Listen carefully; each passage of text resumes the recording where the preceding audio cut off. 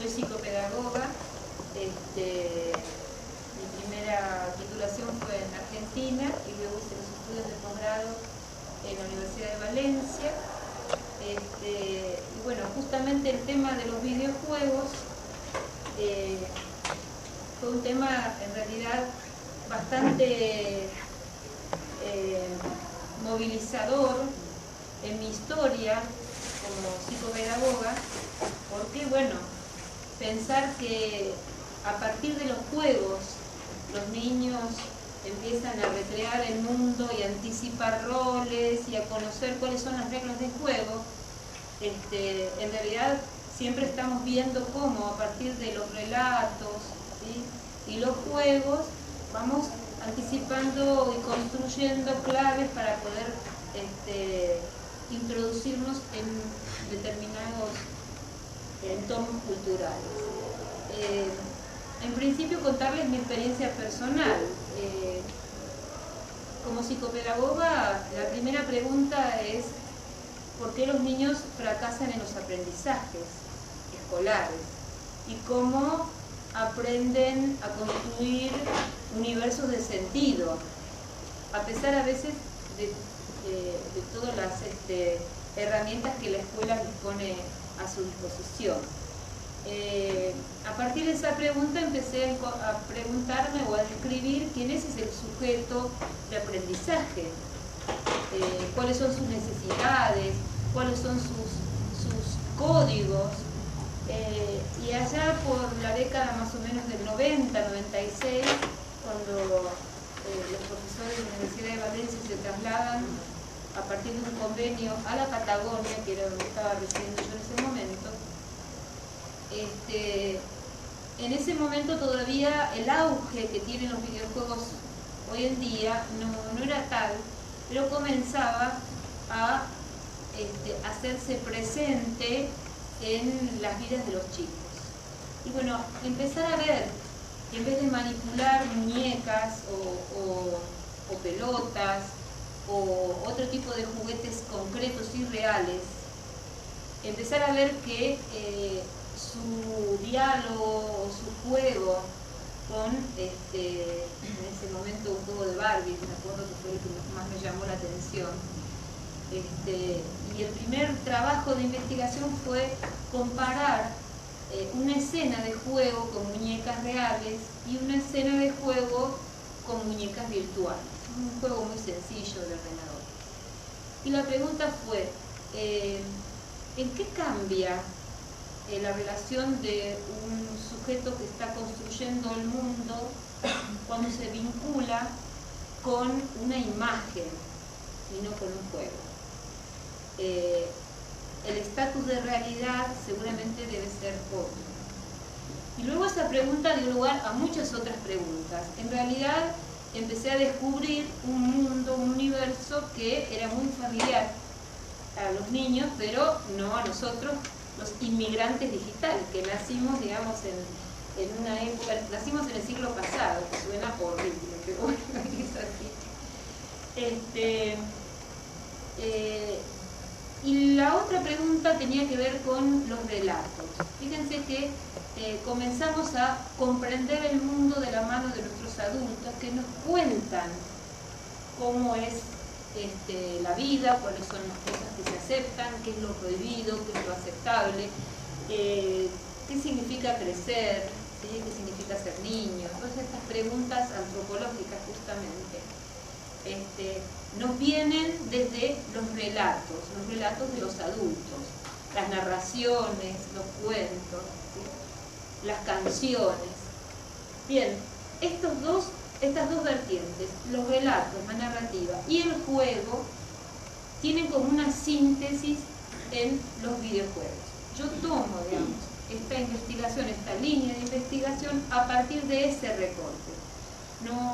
No me interesa hacer ni un relevamiento tecnológico, ni un relevamiento acerca del impacto en la conducta, ¿sí?, en las reacciones, si los videojuegos generan o no generan violencia, o bueno, trato de encuadrarlo, por eso me parece pertinente este lugar, encuadrarlos en un análisis de tipo cultural, o sea, entender los videojuegos como artefactos culturales.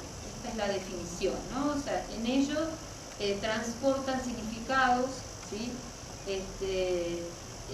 Y formas de representación de un mundo que les da origen y que los instala en el objeto de deseo. Ayer a la noche en una clase con ludotecarios había dos personas que son psicólogas, ¿no? Psicóloga y pedagoga. Una pedagoga y una psicóloga. Sí, que trabajan en el Corte Inglés y daban datos realmente muy interesantes con respecto a el consumo de los videojuegos y haciendo una evolución de los últimos años. Corroboramos, digamos, lo que observamos en las estadísticas, que en principio ha bajado la edad en que los niños empiezan a elegir y a pedir en los regalos, ¿sí? La elección de videojuegos. Ha bajado de 10 años, que la generación de ustedes más o menos habrá sido videojugador a partir de los 10 años, ¿no? ¿Sí? ¿A qué jugaban ustedes cuando eran más chicos? ¿No jugaban? ¿Ninguno? ¿Vos? No, yo soy de la calle. Yo jugaba en la calle con mis amigos a pillar, al escondite, a buscar bichos. ¿No con videojuegos? No, yo videojuegos con... ¿Nadie se anima a decir? Con la Game Boy, la típica que había antes. Estaba el ahí jugando porque... Sí. ¿A qué edad? ¿A Por qué edad? ahí más o menos 10, 11 años o por ahí. 10 y 11 años. Bien. ¿Y qué jugabas? Super Mario, Tetris, el Come-Como. Bien, a los 10 años, más o menos. En este proceso de sensibilizarme por la investigación, les cuento una anécdota que finalmente fue la que me convenció que tenía que investigar sobre este tema. Fue una vez que fui a un congreso en Perú, en Cusco, fui de visita, y siempre cuento la misma anécdota. En las mantas y en las calles que se vendían artesanías había un niño jugando justamente con un Tetris, ¿sí? Una vez que se inventó esto de las pilas tan económicas, ya la tecnología llega a manos de todos. Y este niño, yo me puse al lado de él, y prácticamente no hablaba, hablaba un dialecto aborigen, y se ponía a jugar y iniciaba el juego y respondía a las reglas del juego perfectamente. Había un adulto al lado y le pregunté si iba a la escuela, y no, que él tenía que trabajar en ese ámbito. Un niño, digamos, muy interesante, que no estaba escolarizado, que seguramente no sabía nada de inglés o de las normativas para seguir adelante en la marcha del juego, y sin embargo estaba jugando y elegía jugar con ese aparatito y no con otros elementos, con lo cual queda confirmado que estos elementos están instalados en la cultura infantil como un elemento más. Es cierto que en algunos casos desplaza a otros, pero no necesariamente, porque se sigue jugando, como bien dices, a otros juegos, deportes, otros juegos más de tipo corporal. Pero la presencia, que en un principio era muy sutil, cada vez, digamos, esto por obra y gracia del mercado, cada vez está más presente. ¿Cómo investigar o cómo entender este objeto lúdico que pertenece a la cultura infantil, pero que también es un objeto fabricado bajo las leyes del mercado, inscrito en la lógica de este fin del siglo XX? ¿Bien? ¿Cómo entender, digamos, cómo puede ser que niños que pertenecen a culturas tan diferentes como es el indiecito, como un niño de Europa o un niño de la Patagonia, todos tengan el mismo deseo de que le compren una Barbie o que jueguen con el Mario, digamos, ¿no? Esto de homogeneizar los gustos y las preferencias nos está hablando de una lógica del mercado global. Con lo cual, para poder investigar y entender estos temas, es necesario situarse en un marco teórico que excede las teorías pedagógicas. Entonces,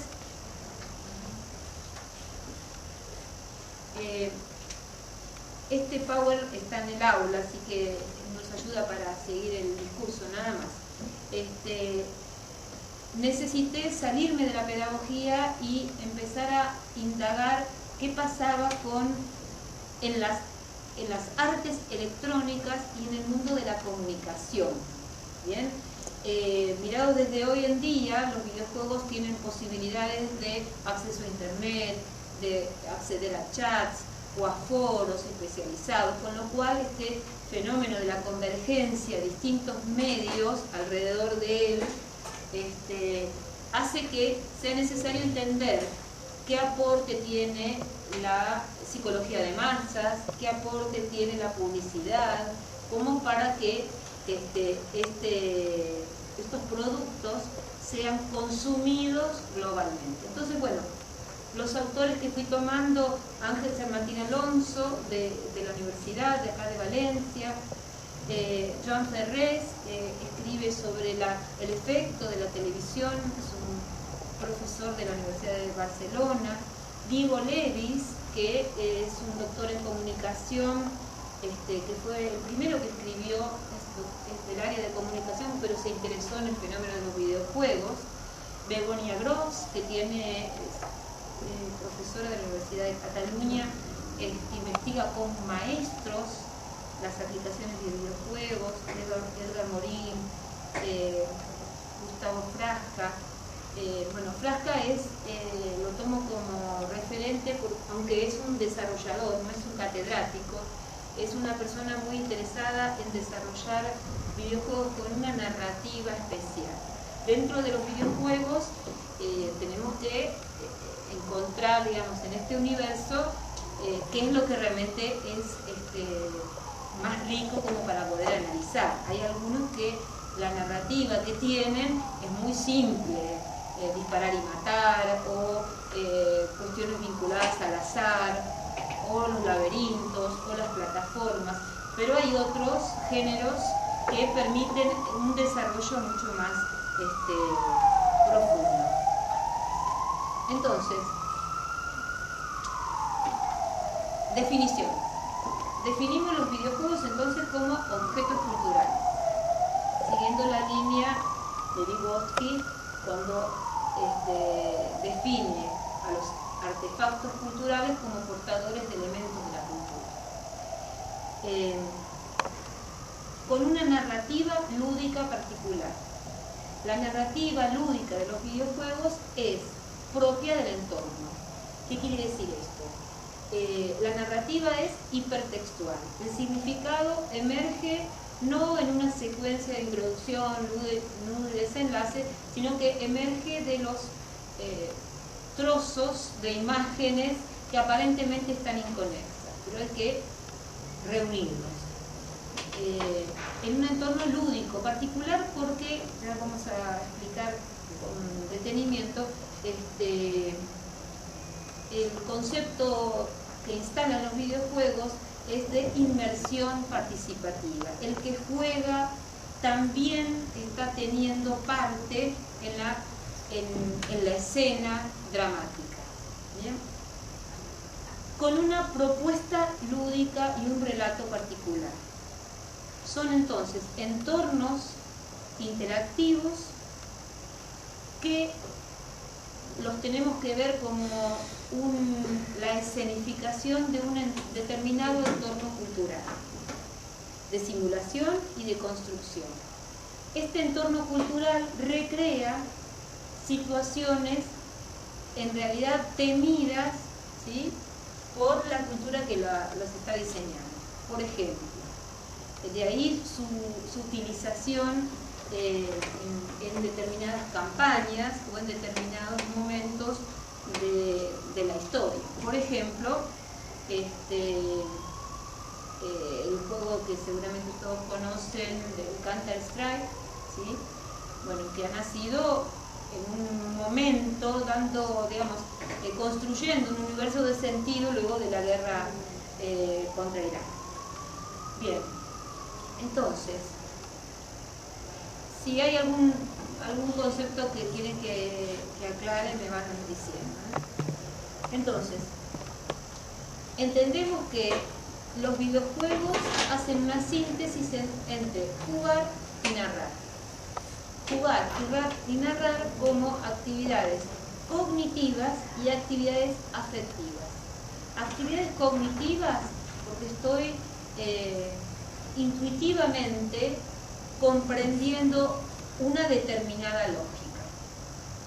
Y afectiva porque el jugador al integrarse en la trama narrativa se toma, digamos, la máscara del personaje, se compenetra del personaje. Por eso cuando jugamos a videojuegos, la concentración de atención es muy fuerte, porque estamos dentro de la escena. Hay una autora, Janet Murray, que habla de la cuarta pared, esta escenificación que sucede en estos entornos inmersivos, hace que la distancia, cuando vemos una obra de teatro, parecería como que el telón provoca, digamos, una distancia entre el espectador y lo que sucede en la escena dramática.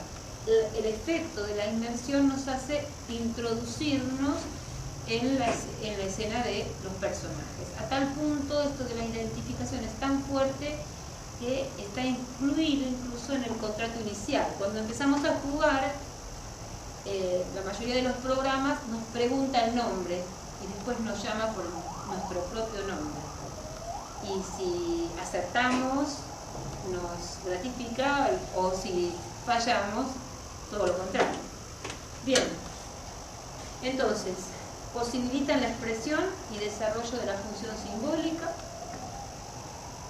transportan contenidos de otros entornos culturales, y en esto, digamos, homogeneizan los gustos e identificaciones de todos los jugadores, estén en el lugar que estén y pertenezcan a la comunidad o entorno social que pertenezcan. Y permanentemente hacen un interjuego entre los significados y los contenidos intrasubjetivos. ¿Qué quiere decir? Si seguimos la definición de Winnicott, que habla de que el juego constituye un espacio transicional. Ese espacio transicional es un espacio que está situado en el medio entre el sujeto y la realidad externa. Esta definición de juego y de juguete es muy interesante porque permite que el que juega se proyecte a través del objeto del juego, y por otro lado se pueda expresar y comunicar a través del juguete. ¿Bien? Entonces, el componente educativo de estos entornos lúdicos es sumamente poderoso, aunque no nos estemos refiriendo exclusivamente a videojuegos con un contenido curricular, ¿se entiende? O sea, la idea es poder comprender cómo intuitivamente, inconscientemente, informalmente, vamos aprendiendo y tomando decisiones conforme a un programa establecido. Entonces, ¿cuál es la función de la educación y de los educadores? En principio, poder comprender y situar a los videojuegos en el poderoso, digamos, mensaje que están dando y posibilitando a los niños. Sin hacer una enseñanza explícita, están mostrando, digamos, cuáles son los valores que mueven a determinada sociedad, cuáles son las decisiones más acertadas y cuáles son aquellas decisiones que nos hacen perder el juego. Bien. En este sentido, los videojuegos son herederos de los medios masivos de comunicación y del discurso tecnológico. La presencia de las pantallas y de las imágenes en todos los órdenes de nuestra vida. Hoy encontramos pantallas enormes en una cafetería, en una parada de metro, en un autobús. La presencia de las pantallas, como diría yo, como grandes ojos que nos están no mirando, sino mostrándonos determinada selección de imágenes, porque en esos medios, en esas pantallas, hay una selección de qué mensajes aparecen y cuáles no. De alguna manera van como educándonos la mirada para ver qué es lo que voy a percibir y qué voy a dejar de percibir. Este discurso tecnológico de los medios masivos de comunicación, por un lado, llega a saturar nuestra capacidad de asombro, nuestra capacidad de reacción.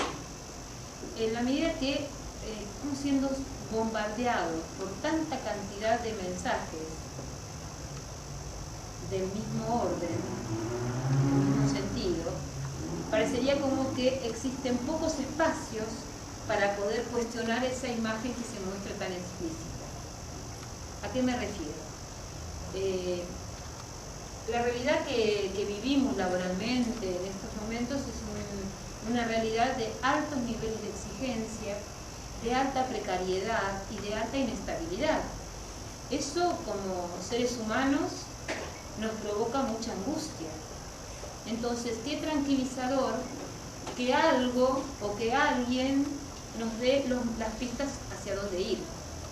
Bueno, ahí la función del mensaje de los medios masivos operaría como tranquilizadora y nos permite evadirnos, digamos, de esa pregunta sobre, digamos, la pregunta sobre la existencia, hacia dónde vamos, por qué sucede lo que sucede, podría ser la cosa diferente. En este sentido, acá estoy abriendo el panorama, los medios masivos, este discurso tecnológico produce esta palabra tan fuerte, movimientos desubjetivantes. ¿Qué quiere decir esto? Cada vez es más difícil pararse a cuestionar o a criticar lo que todo el mundo opina de la misma manera. Parece que esta docilización de la mente, una mente que ya está siendo pensada por otros, cada vez es más difícil y más crítica.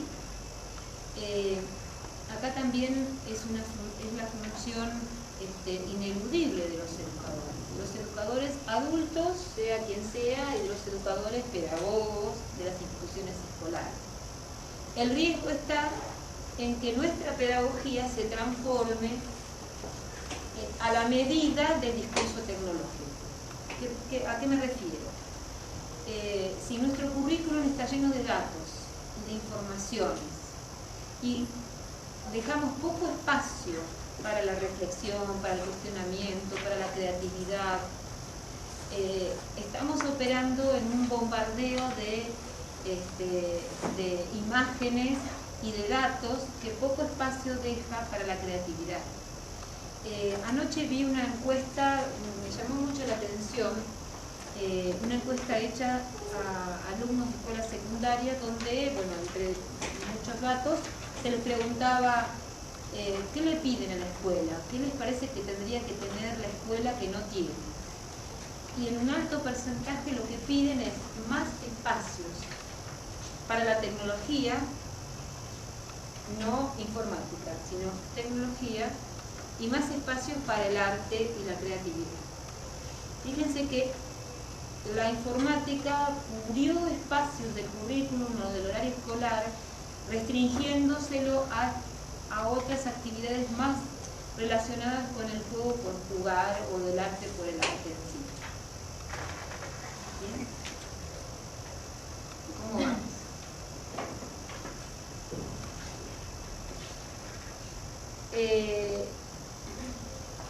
No los quiero aburrir, pero vamos a hacer una conceptualización interesante como para entender cuál es el concepto de juego y de narrativa en los videojuegos.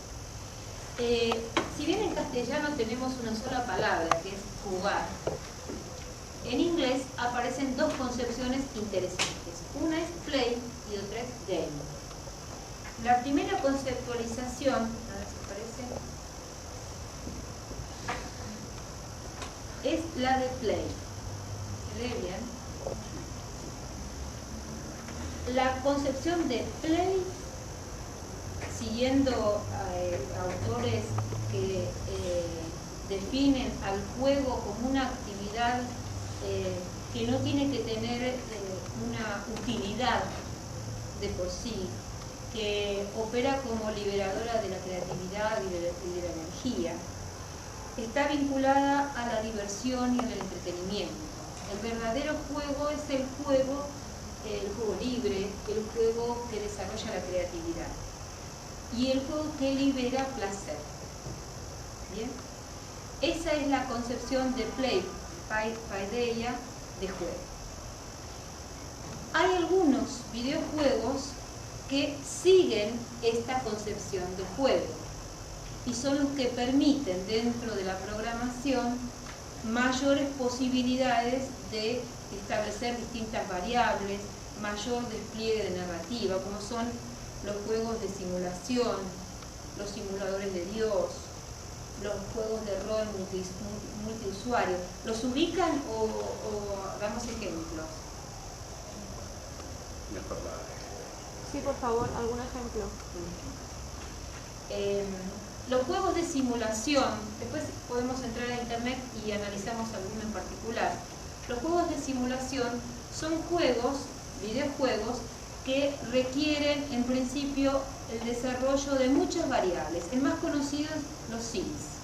Los Sims, algunos son los Sims, justamente la palabra la toman como simulador, ¿no? Los Sims recrean, los simuladores sociales recrean la vida de una familia. Entonces, tengo que hacer, el programa me invita a, en principio, elegir los personajes, la fisonomía, armar la casa, armar, digamos, tengo una misión que es desarrollar mi familia, elegir qué tipo de trabajo, seguir determinadas reglas. Los Sims va teniendo una evolución, creo que ya va hasta el número 6 o 7, distintas versiones, que permiten en realidad hacer avanzar esa familia e incluso compartirla con otros chicos que también estén armando su casa, su barrio, su trabajo, ¿bien? Simulando una realidad donde hay algunas variables, muchas variables, en las cuales el jugador va tomando decisiones. Elige cómo va a estar constituida esa familia, quiénes van a intervenir, quiénes no.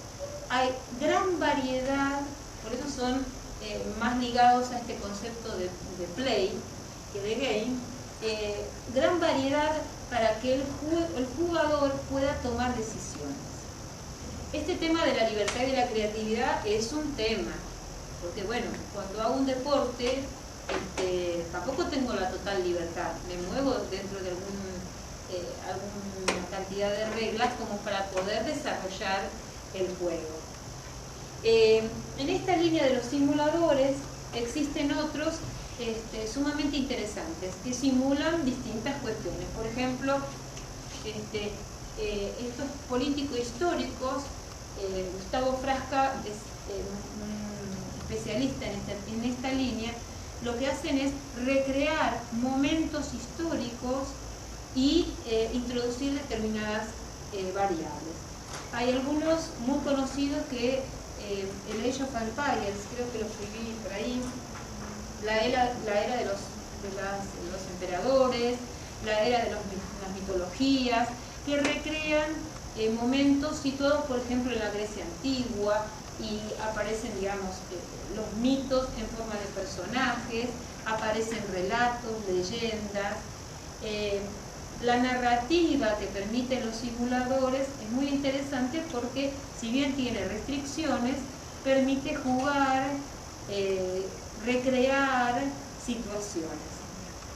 Estos juegos, como verán, tienen requerimientos muy importantes. Por ejemplo, necesitan placas gráficas, requerimientos tecnológicos bastante importantes y mucho tiempo para desarrollarlo. No son juegos que se juegan en un ratito, en un momento de ocio y nada más. Implican la lectura, digamos, y el desarrollo de un pensamiento estratégico bastante complejo, porque, digamos, en de la era de los emperadores consiste, bueno, en organizar el pueblo, organizar la defensa, avanzar sobre otros. De alguna manera siguen la tradición de los juegos de guerra y los simuladores, los juegos de mesa, ¿no? En un entorno más de proceso y de recreación. Los simuladores de Dios se ponen justamente pone al jugador, el jugador que es el narrador, ¿bien?, de la historia, en el lugar de diseñar las reglas de juego de determinado lugar. Puede ser de una ciudad o del planeta, ¿bien?, o de determinado lugar, y de acuerdo, conforme va organizando las variables, van sucediendo algunas cosas u otras. Hay algunos simuladores que son muy interesantes. Esta línea de juegos son sumamente interesantes para poderlas trabajar desde su elemento educativo, porque necesitan para los desarrolladores todo un trabajo de investigación. O sea, no puede introducirse cualquier relato, ¿bien? Hay uno que es muy nuevo y que está en la red, yo se lo puse aquí, que es sobre la Guerra Civil Española, No pasarán, se llama, que lo desarrolló Gustavo Frasca, y él va tomando esta posibilidad de estos entornos, va tomando distintas versiones del momento histórico de la Guerra Civil. Fíjense que, ahora sí, hablando de educación en particular, la dificultad de poder trasladarnos a un momento histórico y situarnos, por ejemplo, en el momento de una guerra, en el lugar del que está siendo la víctima, o el que está en un bando o en el otro, solamente a través de textos, es bastante complejo. O sea, yo puedo estudiar historia, de hecho hemos estudiado historia con fuentes o con dibujos o con croquis, pero tenemos la historia congelada. En estos simuladores lo que nos permite es recrear las variables del proceso. Lo interesante es ver cómo contrastamos las fuentes históricas con esta recreación, que es una recreación lúdica. Esto también es un trabajo educativo sumamente interesante de poder trabajar. A ver, yo recuerdo una profesora de historia que trabajaba con la era de los emperadores, y en principio estableció en su escuela una experiencia de juego con estos simuladores con sus chicos, y luego los invitó a encontrar errores dentro del relato del juego, contrastándolos con las fuentes. Entonces, la atención puesta en el juego y la energía puesta en buscar qué aspectos del relato se distanciaban de la fuente, realmente fue muy interesante. Fíjense la diferencia a solamente escuchar una mirada que es la mirada del profesor, por más objetivo que quisiera ser, ¿no? Este tema de los simuladores está en pleno desarrollo. Cada vez está encontrando, ahí puse como ejemplo, como frase, ludology meets narratology, necesitando los que desarrollan y diseñan videojuegos. La tecnología estaría todavía en un momento incipiente. Fíjense cómo en los pocos años se han encontrado algunas nuevas tecnologías, como esto de la Wii de Nintendo, la posibilidad de tener una cámara que recrea los movimientos del jugador y tal. Los aspectos tecnológicos tienen realmente un futuro muy interesante. Y justamente lo que están necesitando cada vez más es lograr ese encuentro con buenos relatos. El desarrollador es un técnico, un creativo, un geniecito de la informática que juega con determinados motores o determinados programas, pero el relato, ahí es la necesidad de intervenir con un equipo de gente que le dé letra, digamos, para que el juego realmente sea interesante. Estos juegos de simulación, por el entorno y la lógica que tienen, son muy poderosos para generar opinión. ¿A qué me refiero con esto?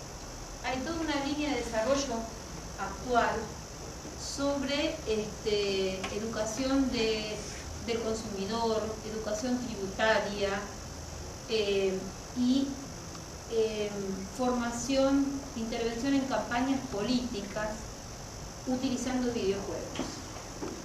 En estos días, de hecho ya se ha comprobado que utilizando un determinado videojuego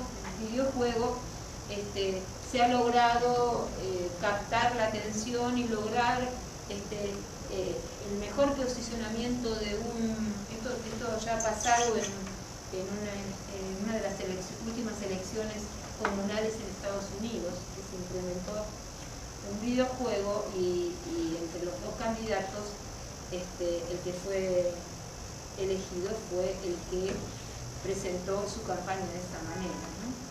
En este momento hay un desarrollo, vamos a ver qué logra suceder, con una campaña en contra de este presidente tan cuestionado en Colombia, de Chávez, utilizando videojuegos con mucha sutileza, no ridiculizándolo, pero haciéndolo intervenir con intervenciones reales de parte de él y generando un tipo de opinión previamente diseñada, ¿se entiende? O sea, que el poder de identificación y de generación de opinión, ahí están los aportes de Joan Ferrés, subliminal, es muy poderoso y realmente una herramienta que si está en buenas manos está bárbaro, pero puede ser que también sea un elemento más de manipulación de la opinión. Bien.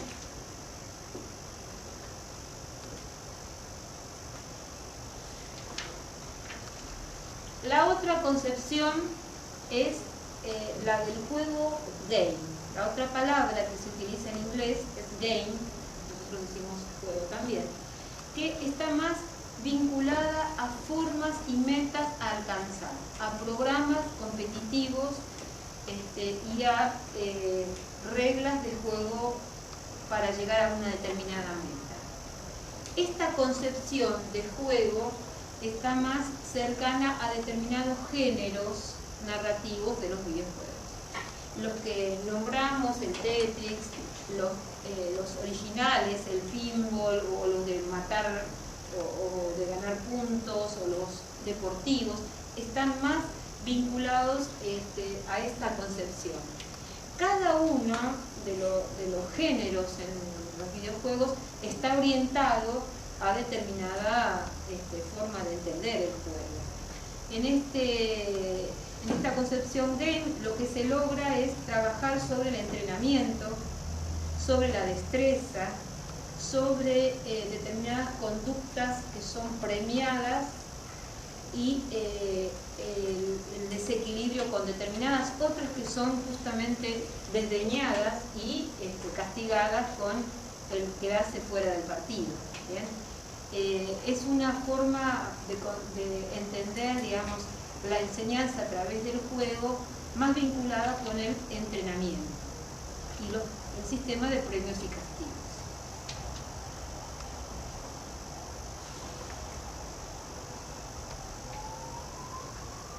a ir pasando rápido como para no agotarlos y en la medida que ustedes vean que algo les interese, lo profundizamos en las preguntas.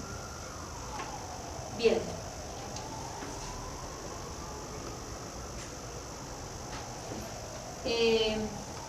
Son tan poderosos justamente porque introducen una ruptura en la percepción. ¿Qué quiere decir esto?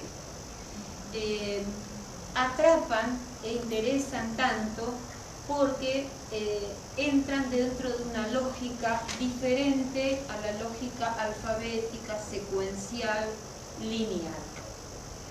Está muy cercano a y heredero de una estrategia narrativa propia de determinados géneros vinculados al suspenso, a los thrillers, donde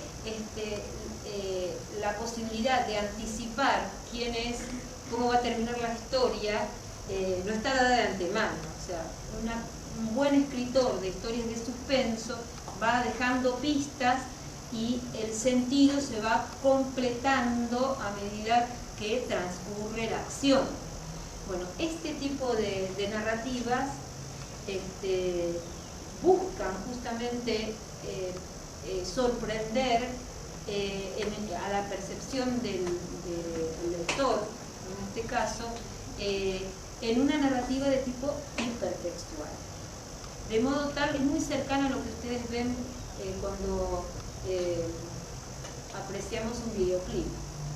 Cuando hay un videoclip de música, por ejemplo, aunque tenga una canción de fondo, que sería la letra la que le da sentido, las imágenes que aparecen son imágenes mosaico, que si no tenemos una percepción ya organizada y sensibilizada con respecto a estas cuestiones, no entendemos nada. La primera vez que vemos un videoclip decimos, pero ¿y esto que tiene, este zapato que tiene que ver con esta otra luz que aparece por allá? En realidad el registro viene dado por una mirada que sobrevuela cada mirada en particular. Justamente no es la admitida en las perspectivas espaciotemporales y ha desaparecido el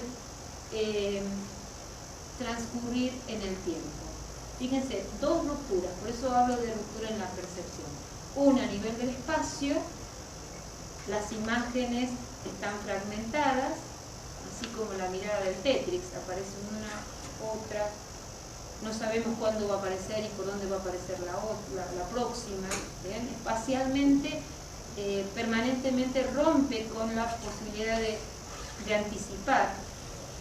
Y la otra ruptura es con respecto al tiempo. El tiempo no es un tiempo lineal, sino que es un tiempo cíclico y es un tiempo sincrónico. Aparecen múltiples ventanas al mismo tiempo.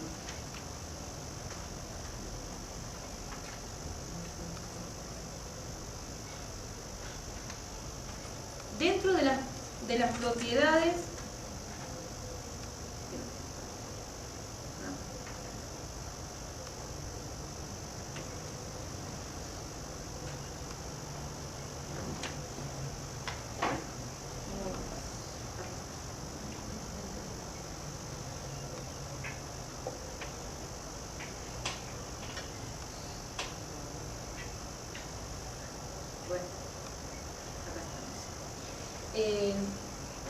dentro de las propiedades de estos entornos aparecen estas tres estrategias como estrategias claves: la inmersión participativa, la actuación y la transformación.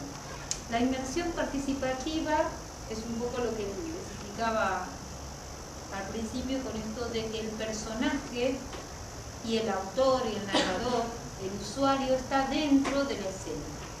A diferencia de la televisión o a diferencia de otro tipo de situaciones, la distancia entre el narrador, el que cuenta la historia, y el que la escucha, aparece fusionada. Cuando yo veo una obra de teatro o escucho un cuento, me identifico con los personajes, puedo llegar a llorar cuando hay una situación de tristeza o a reírme. Hay una identificación proyectiva.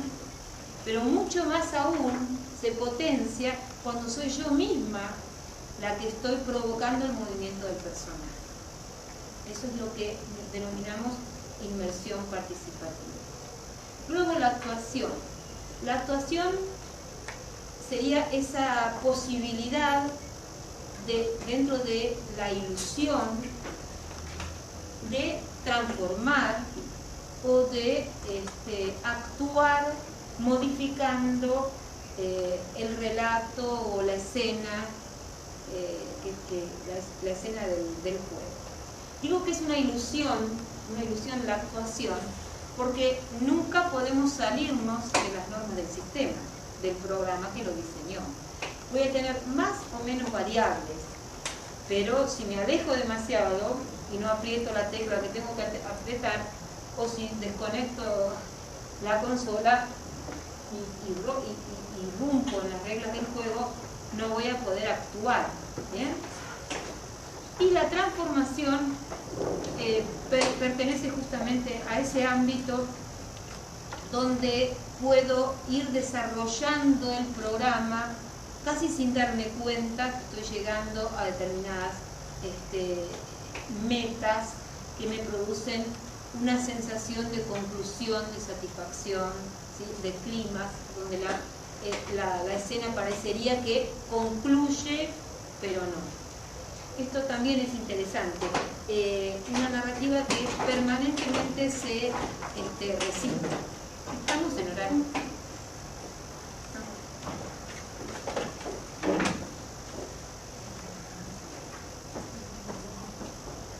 Bueno, un poco la idea de este relato, no quiero aburrirlos demasiado, es brindarles estas herramientas como para poder entender el relato de los videojuegos. Ahora vamos a poner uno como para que ustedes mismos puedan ir analizando, si bien no van a jugar, vamos a poner alguna demostración de un juego, con respecto a lo que sucede con los personajes y con la narrativa. Me interesaría ver qué les está sucediendo. Hasta aquí. ¿Qué preguntas les parecen que pueden ir surgiendo como para aclarar estos conceptos?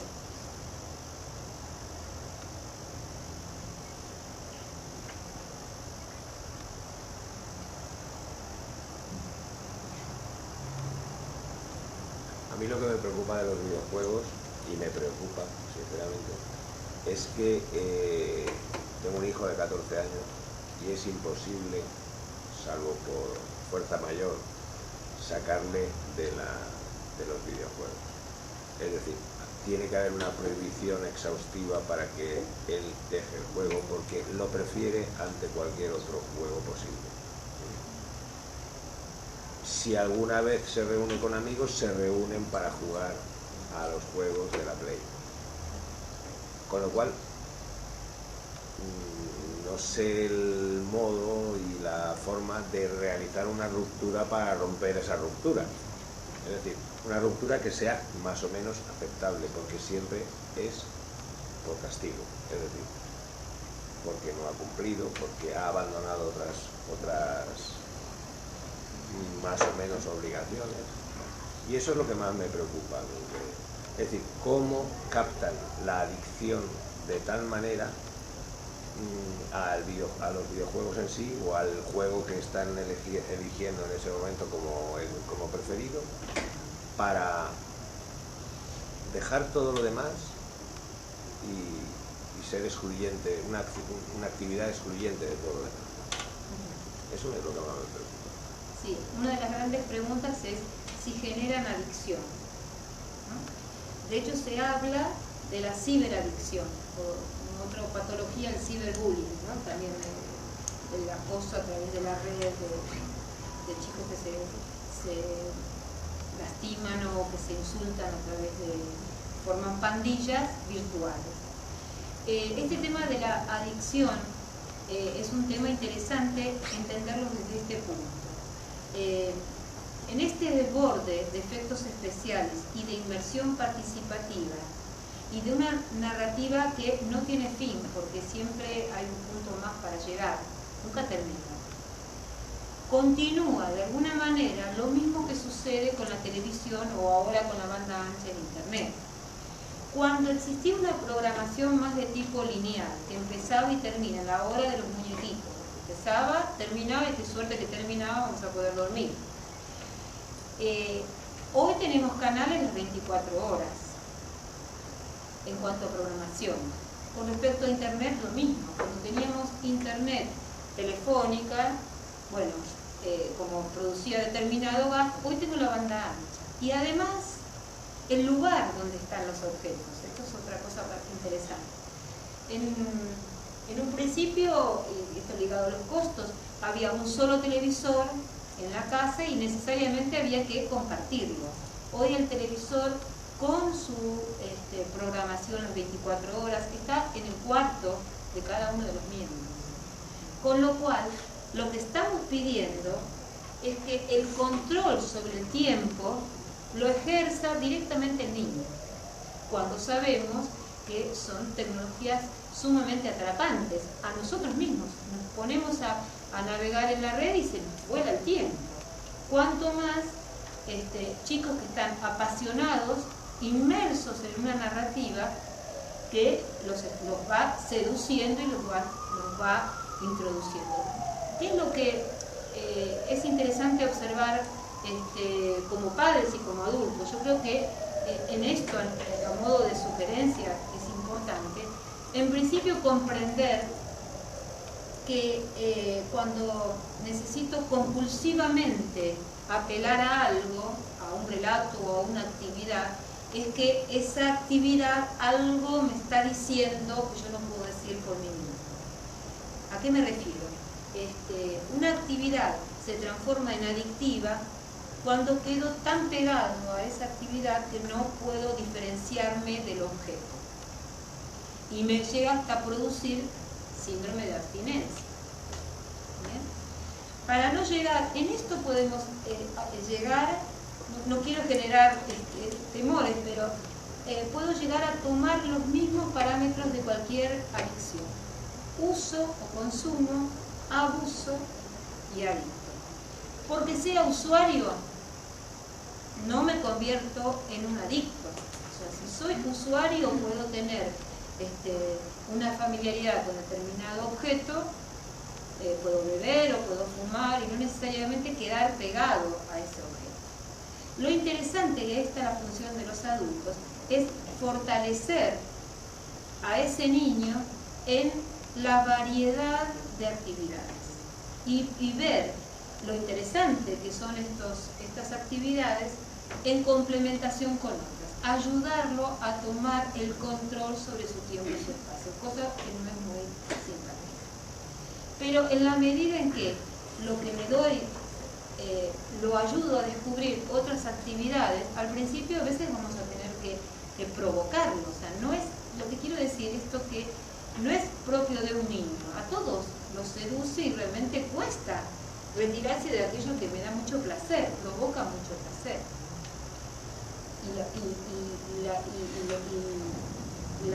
Los programas están organizados y estudiados y trabajados justamente para responder a los deseos, digamos, y a las expectativas de los niños. Entonces, en principio, trabajar sobre este control de los tiempos y de los espacios. Cuidar, esto es el rol del adulto, cuidar, se está diciendo, ayer hablaba como sugerencia uno de los orientadores, decírselo a los padres, evitar esto de poblar las habitaciones de los niños con estas tecnologías eternas, porque son espacios muy privados, muy íntimos, donde nos cuesta más tomar control. En cambio, si la Play o si está en un lugar donde pasan otras personas, donde suceden otras cosas, podemos tener más posibilidad de ver de qué se trata, poder dialogar. Otra estrategia interesante es, bueno, de qué se trata, y una vez que terminó, ponerme a conversar sobre lo que sucedió en ese relato. Al ponerme a conversar, y mostrarme interesado, aunque sea para criticarlo, para probarlo, pero mira qué lindo efecto, cómo te sentiste, estás cansado. No desde el lugar del reto, sino desde el lugar de la comprensión. Provocamos algo que es muy interesante, que es saltar de la actividad al lenguaje. Solamente con contar de qué se trata el juego, o cómo se hace para ganar, o cómo hago para encontrar los trucos, estoy haciendo pensable el juego. No sé si te di respuesta, pero... De todas formas, Graciela, yo creo que la trampa es poderosísima porque los videojuegos, pese a ser digitales, nos devuelven en efecto a un tiempo que ni siquiera es analógico. Es el tiempo de antes de la medición del tiempo, es el tiempo de la realización de tareas y de acabar las tareas. Claro, acabar el juego es lo prioritario, porque en efecto es la circularidad, es la pescadilla que se muerde la cola. Yo no salgo de esto hasta que, porque además no tengo conciencia de que se me esté escapando el tiempo o esté perdiendo el tiempo. Estoy totalmente inmerso en la tarea, mientras que los tiempos regulados, los tiempos de los padres, los tiempos disciplinares, son tiempos finitos, donde hay tramos muy segmentados. Y claro, yo entiendo a Luis, es decir, cómo conseguir meter una fracción, un fraccionamiento en algo que es totalmente circular, porque en efecto a los adultos nos pasa, yo a los colegas de los departamentos, si me piden que les ayude con el ordenata, ya sé que voy a saber cuándo empiezo a intentar arreglar algo, pero no cuándo voy a acabar. Y más de una vez me he quedado sin comer. Exacto. O sea que... Y cuánto más si son niños, o si son, si a nosotros nos pasa la dificultad de poder tomar la decisión de decir me alejo, cuánto más a los niños. Pero creo que es una función ineludible, esto de nos lleva al orden de lo inconsciente ya, ¿no? Digamos, incluso esto de antes de la instauración de pautas de trabajo, ¿bien? No, es que es la rebelión incluso contra las pautas más aceptadas incluso por él, es decir, pero no es él, es que es como está la sociedad, es decir, entonces tú ¿por qué no me dejas jugar a la Play si todo el mundo juega? Y ¿por qué? Y se van al cine y se vienen del cine sin hablar de la película, como aquel que dice, y se ponen a jugar los 4 o 5 amigos ahí en la habitación a jugar al fútbol, al soccer ese o como se llama, y nunca acaban, es decir, nunca acaban, porque cuando yo muchas veces le digo, bueno, acaba este partido, que bueno, como están reducidos los tiempos, pues acaba este partido y te pones con lo que tengas que hacer.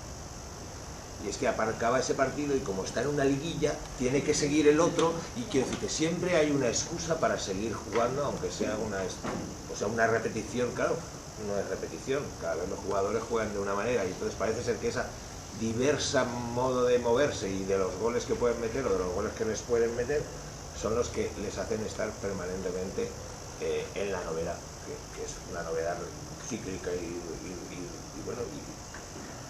repetitiva, ¿no? Pero bueno, ¿les parece novedad? ¿Y quién toma el control? El control lo toma no el sujeto.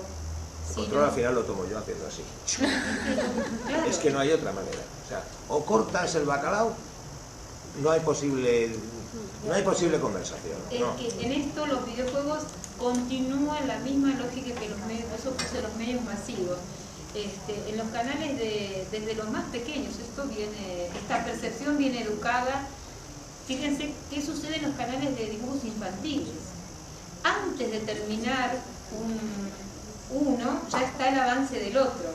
Con lo cual, y no, si termina este programa y apaga. No, porque ya empezó la otra historia. Bueno, digamos como que hay una especial dificultad de establecer el dominio y el control sobre estas tecnologías. Hay que hacer todo un trabajo sobre uno mismo para decir, bueno, ya se terminó y hasta aquí llegué. Estas cuestiones tienen que ser educadas y formadas, porque el control no lo puede poner el usuario solamente.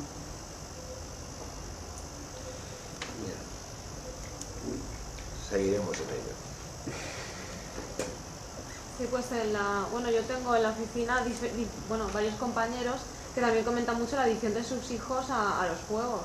Y bueno, a mí me preocupa literalmente porque yo tampoco los he conocido, también soy de la época de Carles, de jugar en la calle. Pero es que incluso uno de ellos dice que su hijo es capaz de pasarse las noches enteras sin dormir por jugar. Y él por las mañanas, cuando se va a trabajar, el padre, es que se lleva diferentes cables o diferentes componentes electrónicos para que el niño no pueda conectar el juego, pero que incluso tiene que cambiarlos porque consigue repuestos. Entonces, no sé, es... Sí, ahí yo me preguntaría también En este caso, cuál es la crisis, ¿no? Si es la crisis de la autoridad, la crisis de la figura del adulto, ¿no? Este adulto que no tiene la suficiente presencia como para necesitar hacerse de los elementos, porque su no o hasta aquí, digo, el trabajo de la alteridad, el trabajo del adulto, es el trabajo que eternamente fue, lo que pasa que ahora es cada vez más complicado, de encauzar, de poner límites.